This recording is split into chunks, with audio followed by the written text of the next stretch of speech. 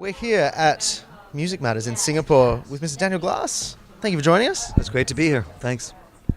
You just came off a great panel about independent labels around the world. You, of course, representing your label, Glassnote.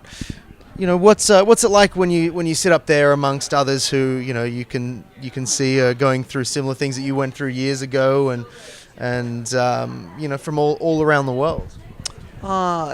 I guess my first response is respect, because you have Simon from the Beggars Group, who I tremendous respect for. Benji, who has nurtured artists like Wiz Khalifa, Matt Miller.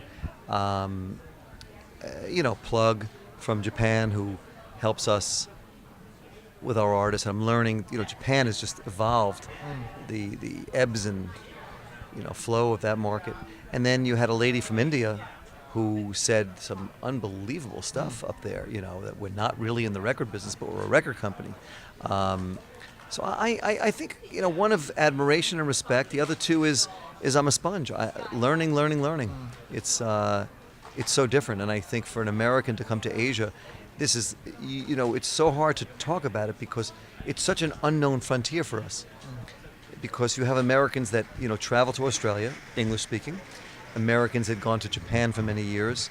Some people went to Hong Kong, but very few people really understand what Indonesia and Malaysia, Hong Kong, Singapore, differences, and of course then the big China. And then there's India, so it's daunting. It's unbelievable. All I think about is the last word I would say is potential. Yeah. And that seems to be the general theme of this event, as it was last year and at their equivalent in India, is that there's so much potential here and everyone's just trying to work it out. Yeah. Everyone's trying to work out, how do we make this work in these markets that have never existed before for contemporary music? I think you come away with, if we want to stop talking about it, we've got to bring our bands and our artists to the marketplace, number one. Number two is the service providers, whether it be the physical stores or primarily the digital accounts, have to pay, and have to pay fairly, because you're not going to have people come back for the second time if there's no compensation and no reason to strive to work together. So I think fairness, equity, and compensation are important factors, and it's the way it was worked out in Sweden, and it's the way it's been worked out in most countries. But you can't go around saying, just come here and it's going to be the live show only. The record component has to work, and you're going to need the support of radio and the support of media.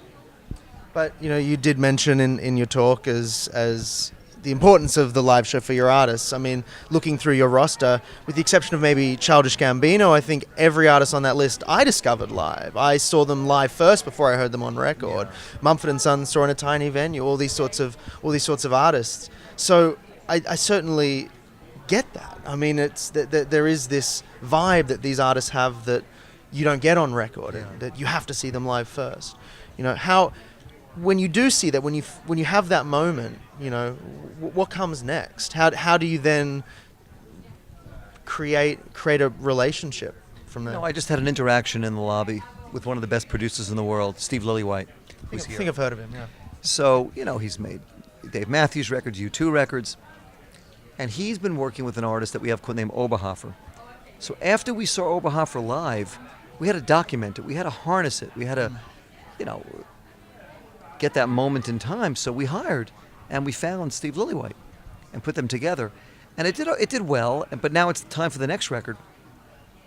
We just talked about it because Brad's grown so much, Oberhofer has grown so much. So our job is really to capture the essence of the live performance in a recording, which is not always the same as the live experience.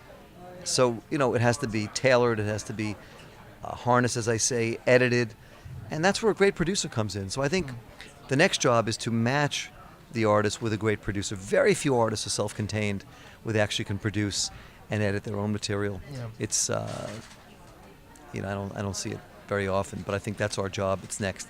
The next step after that is to find someone to mix it properly and then master it properly, so the records sound spectacular.